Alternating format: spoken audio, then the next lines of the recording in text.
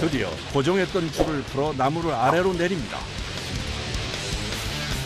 10여 개의 대형 통나무가 동시에 바닥으로 떨어져 내리기 때문에 잠시만 방심해도 위험할 수 있는 작업. 그래서 나무 하차 작업을 할 땐 항상 긴장 상태라고 합니다. 1톤. 예, 예. 더 큰 거는 뭐 한 5톤씩 뭐 8톤, 10톤이면 나갑니다. 트럭에서 내린 상태로 나무를 그대로 두면 굴러내려와 사람이 다칠 수도 있기 때문에 안전하게 다시 정리를 해줘야 합니다. 그런데 이때 공중으로 지게차 뒷바퀴가 들려버렸습니다. 위험천만한 상황. 흙일이 되게 무거우니까 전체가 닫으면 얼른 발을 지게차가 뒷봉에 들면 얼른 발을 내려야지 둘다가 잘못하면 그냥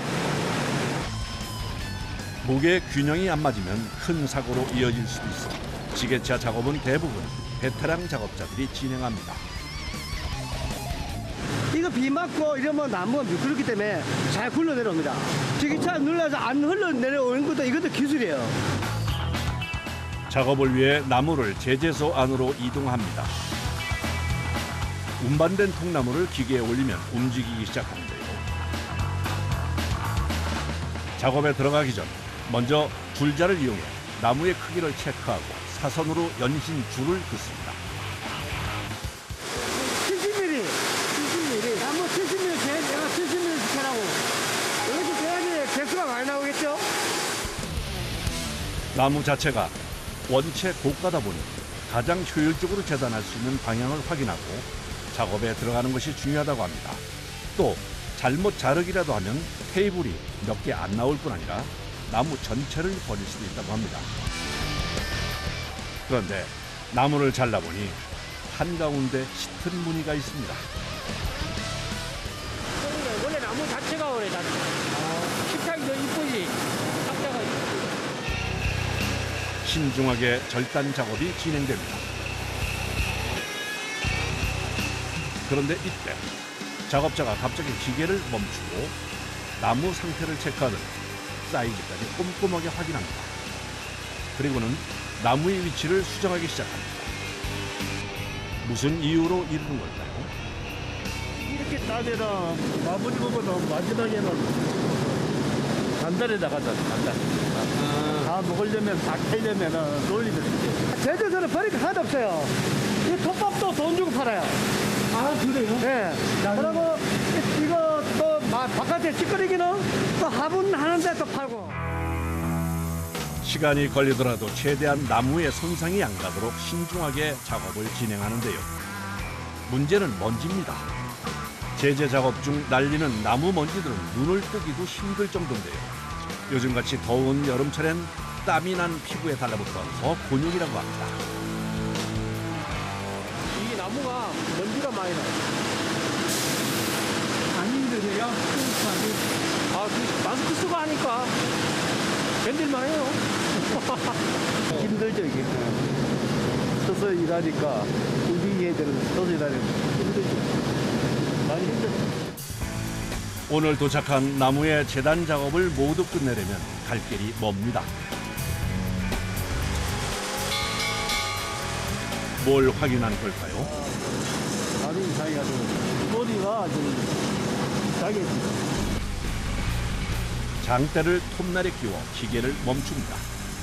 사실 톱날이 무뎌지면 불량이 나기 때문에 예민하게 확인을 해줘야 합니다. 이게 끊어져요? 잘못하면? 좀 터진다고 터져 이게. 이런 식으로 지금 용접 안 되거든 이게가 용접한 게 터졌어. 통나무를 자르는 톱날답게 크기도 굉장히 대형인데요. 짧으면 1시간, 길어도 3시간에 한 번씩은 톱날을 새 것으로 교체해줘야 한다고 합니다. 나무가 너무 커서 톱이 잘 안 되면 나무 한 톱을 톱 3번, 4번도 바꿔요. 조심스럽게 기계에 톱날을 끼운 후 제 위치에 안착이 됐는지 확인하고 작업이 다시 개시됩니다. 자른 나무는 컨베이어 벨트를 타고 작업장 밖으로 운반되는데요. 바로바로 쌓아 정리합니다. 그런데 나무 사이에 뭘 끼워 넣네요. 이 나무가 산대예요, 산대요. 산대. 네, 산대는 뭐냐면 나무 넣고 이거 넣고 나무 넣어야지 중간에 바람이 왔다 갔다 하기 때문에 그래서 나무가 이렇게 산대 오는 것도 되게 중요하죠. 건조를 용이하게 하기 위해 나무 사이에 산대를 끼워 넣어 바람이 통하게 해줘야 한다네요. 그렇지 않으면 건조가 잘 안 되거나 너무 오래 걸린다고 합니다. 이제 건조장 갑니다. 그런 게 보통 5년에서 7년? 7년. 네, 아프리카 나무. 나무 좋으면 좋을수록 오래 자연건조합니다.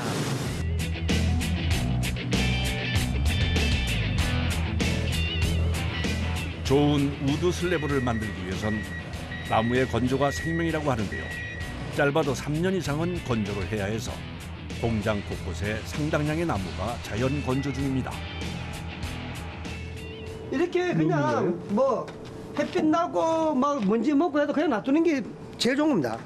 이 가 쪽에는 어느 정도 말랐어요. 어느 정도 말랐는데 이 안에가 문제예요.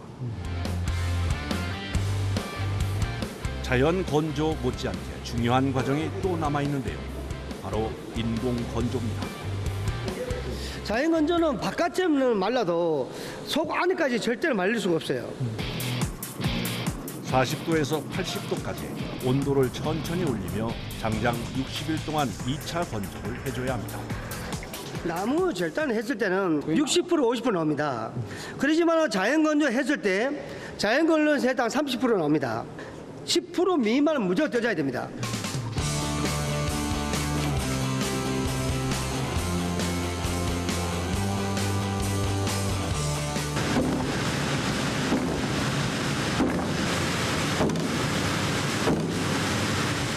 자, 물 있습니다. 야, 물. 물 있죠? 뭣도 모르고 할 때는 뭐 1년 하고 뭐 1년 5개월 하고 바로 강화하고 했는데 나무 제지할 때 막 잘라면 나도 대패가 막 나무 돌아가고 그래요. 자연 그대로의 모습을 살린 든든한 제품을 만들기 위해서 참 시간이 오래 걸립니다. 건조 후 다음 단계는 표면 가공 작업입니다. 대표예요. 나무 이제 수평 맞추는 거예요. 어디 맞아 있는데요. 만져보면 아주 미세하게 한 2, 3mm 정도 차이가 나요. 뭐 완벽하게 맞추고 FT 작업을 해야 돼요. 수평은 테이블에서 가장 중요한 부분 중 하나이기 때문에 정확하게 맞추는 것이 무엇보다 중요합니다. 이 과정을 통해 수평도 맞추고 거친 표면도 깔끔하게 정리해 줍니다.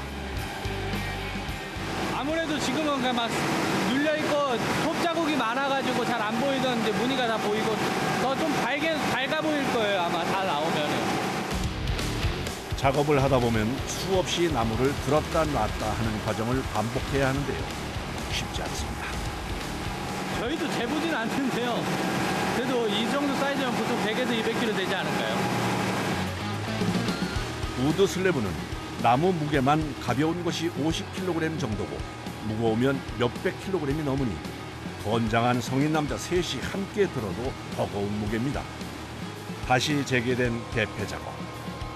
횟수에 제한 없이 표면이 정리될 때까지 여러 번 반복해 깎아줍니다. 그 대패기로 한 1, 2mm 정도 다듬은 다음에 이제 샌딩실로 가서 샌딩으로 이제 사람이 수작업으로 작업을 하는 거예요. 또다시 고되고 힘든 작업이 시작됐습니다. 1차 대패 기계로 다듬어준 표면을 다시 한번 손질해줘야 합니다. 1차적으로 계속 도수가 낮아져요. 처음에 80방, 마지막에 320방. 기계보다 정확한 것이 사람 손이랍니다. 그래서 언제나 마무리는 기계가 아닌 사람이 담당합니다. 최종적으로 또 면도 이렇게 보는 거하고 이렇게 손으로 만져갖고 감각으로 틀린 거니까 이제 확인해가면서 많이 찔려요. 간혹 가다 보면 푹 찌르듯이. 샌딩 작업이 끝난 후엔 미세한 홈을 메꿔주는 퍼티 작업이 진행됩니다. 이런데 김치 국물이 들어간다고 그래가지고 그 군용을 메꿔주는 건데 메꿔줘서 갈아내는 거예요. 보기엔 쉽게 만들 것 같지만 우드 슬래브를 만드는 건 생각보다 손이 많이 갑니다. 퍼티 반죽이 굳으면 샌딩 작업을 통해 표면을 다시 한번 매끈하게 정리해 줍니다. 이렇게 되면 표면 평탄화 작업은 끝이 난 겁니다. 우드 슬래브가 향하는 다음 목적지는 과연 어디일까요? 작업자가 분무기로 투명한 액체를 테이블에 뿌립니다. 전부 다 우레탄이에요. 마지막 코팅 작업입니다. 미세한 안개 분무 방식으로 표면에 우레탄을 분사해 줍니다. 여기는 하두라는 게 그렇기 때문에 한번 마지막 올려주면 이제 막 들어가는 거지. 나가서 또 이런 식으로 싹 쳐가지고 한 번 더 들어와야 되거든. 우레탄은 식탁 위에 많이 하는 부장인데요. 표면이 깨끗해지고 강도가 증가한다고 합니다. 특히 생활 방수가 가능한 것이 장점입니다. 많이 한 번에 많이 뿌리면 안 돼요. 뿌옇게 색깔이 그러니까 백과연성이라고도 안 돼요. 골고루 면적 비슷하게 골고루 뿌려줘야 돼요. 우레탄을 분사한 후 사포질로 표면을 다듬는 작업을 3번 반복하는데요. 이걸 하도, 중도, 상도 작업을 한다고 얘기합니다. 이 작업이 끝나면 사실상 나무 작업은 마무리된 겁니다.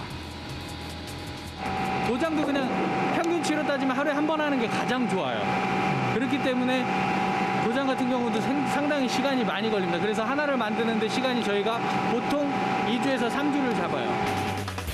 하루 생산되는 우드 슬래브는 총 30장 정도. 온종일 쉴 틈이 없습니다. 이번에 작업하는 것은 지금까지 보던 우드 슬래브와는 형태가 좀 다른데요. 군데군데 구멍도 나 있고 모양의 굴곡이 많습니다. 구멍 난 곳을 작업자가 파내고 있습니다. 피죽이 들어가 있는 데가 있어요. 그거를 벗겨내고 작업을 안 하면 나중에 여기 작업하는 데가 다 드러나요. 그래서 다 벗겨내고 빼낼 건 빼내야 되고 그래서 시간이 많이 걸려요.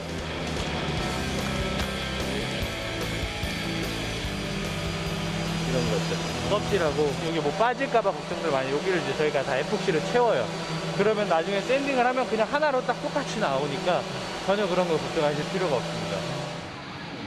우드 슬래브는 마지막 표면 코팅을 하는 방법이 다양한데요.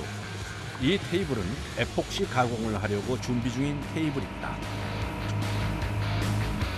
그런데 바닥 이곳저곳에 테이프를 붙입니다. 뭐 때문에 붙이는 것일까요? 에폭시가요, 액체 상태예요. 그걸 여기다 부어야 되는데 구멍이 뚫려 있으면 쉽게 말하면 깨진 독에 물 붓기나 마찬가지예요. 그래서 이거를 막아야지만 에폭시 작업을 액체 상태로 할 수 있습니다.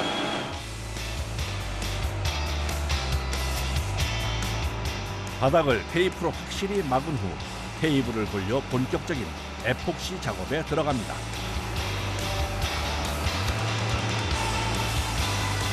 사실 자연스러운 나무의 형태를 그대로 살릴 수도 있고 화려하고 세련돼 보인다는 장점이 있어서 요즘엔 에폭시 작업을 한 테이블의 인기가 점점 올라가는 추세라고 합니다.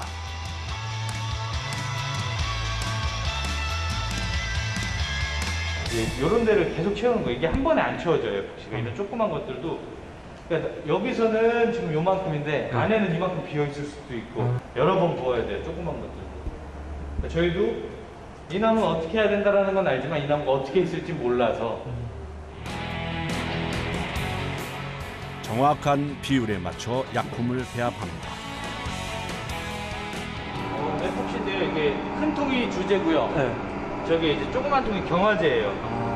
에폭시마다 종류에 따라 시간 타임 붓는 게 다 달라요. 근데 왜 에폭시를 이렇게 조금 붓는 걸까요? 나중에 두껍게 한 번에 부어버리면 이런 빈틈들에서 기포가 생겨 나올 수 있어요. 에폭시 자체끼리도 깨져버리기 때문에 많이 부을 수가 없고요. 그래서 이제 이렇게 해놓고 이런 주면들을 이제 이렇게 다 발라줘요. 기포나 이런 게 훨씬 덜 생겨요. 다른 테이블로 가던 작업자가 옆 테이블을 확인합니다. 지금 이제 에폭시를 보시면 저희가 한 번 다시 채우긴 했는데 이게 깨져갖고 여기 홀이 생겨 이런 식으로 깨져요. 빨리 경화가 되면 얘네들끼리 열이 너무 세서 이게 깨져버리더라고요. 그래서 이렇게 깨져버리면 그 위에를 이제 다시 어둡게 덮어버리면 이걸 다시 빼고 처음부터 다시 작업을 해야 돼요. 한번 잘못돼서 다시 빼고 다시 하면 일주일이 소요가 되니까 차라리 하루가 더 걸리더라도 천천히 여유 있게 하는 게 가장 좋은 거죠.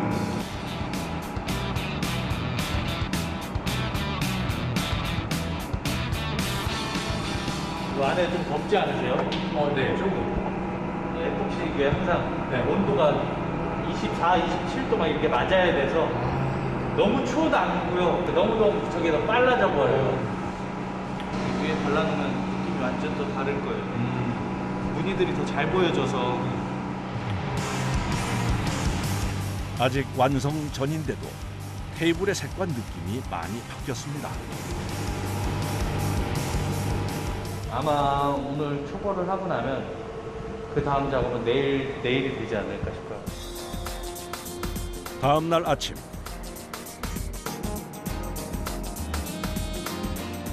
건조된 테이블에 작업자가 두 번째 에폭시를 붓는데요. 붓고 나서 에폭시 속에 나무 젓가락을 넣습니다. 깊이요. 이게 깨지거나 안에 기포가 막 생길 수가 있어요. 너무 경화가 빨리 돼버리면 그런 거 이제 조절하려고 그 깊이 때문에 젓가락을 보고하는 거예요. 보통 일주일 동안 10번 정도 나눠서 조금씩 평평하게 부어주는데요. 그래야 에폭시가 깨지는 것을 방지할 수 있습니다. 차근차근 치워서 아닐까요? 이렇게 작업하는 게 제일 좋아요.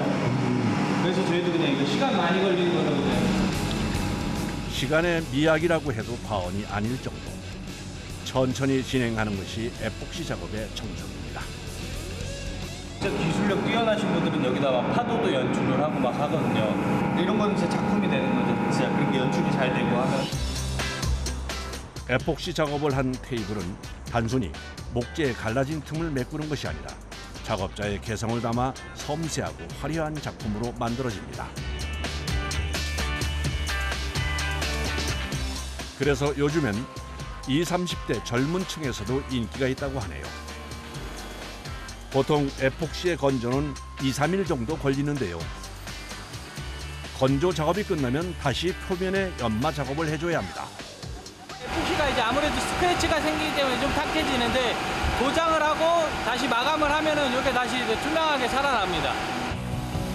마지막 샌딩은 나무의 굴곡진 부분을 살려야 해서 꼭 수작업으로 진행해야 한다고 합니다. 표면에 우레탄까지 분사해주면 에폭시 테이블이 완성됩니다.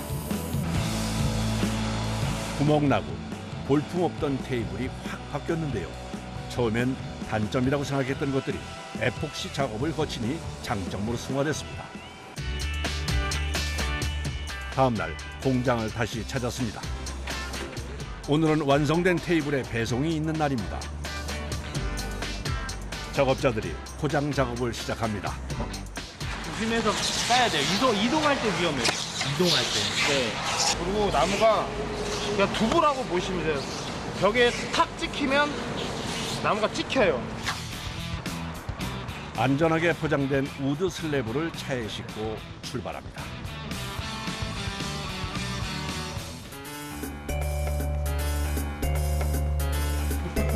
(100kg) 가까이 되는 테이블을 운반하는 건 여간 힘든 것이 아닙니다.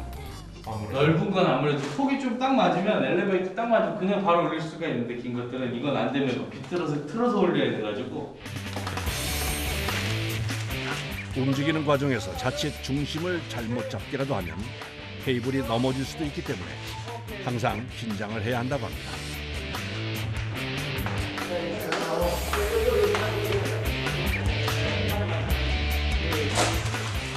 다리를 부착해 배송하면 대형 가구의 특성상 운반이 더 어렵습니다. 그래서 이동의 편리성과 현장 상황에 맞춰 위치를 잡기 위해 다리는 현장에서 부착합니다. 거의 대부분 의자 위치 때문에 저희가 한 평균적으로 10cm 그리고 세팅을 했을 때 가장 이뻐요. 이거. 너무 안으로 들어가도 너무 바깥으로 나가도 보기가 싫어서. 드디어 완성된 테이블을 세워 자리를 잡습니다. 안 됩니까? 안 됩니까? 좋은데요 지금 만들 좋죠? 오랜 시간 작업자들이 땀 흘려 만든 우드 슬래브가 제자리를 찾았습니다. 자연의 숨결을 실내 공간으로 그대로 옮겨놓은 듯한 나무의 따뜻하고 은은한 느낌이 집안의 분위기를 바꿔놓는 것 같습니다. 원목을 처음 사용하니까 뭐 캠핑 온 것 같고 또 집에 오더라도 기분 보는 순간 기분이 좋네요. 우선 이렇게 좀 묵직하니 집안 분위기도 좀 사는 것 같고요. 여러모로 활용 용도도 클 것 같아요.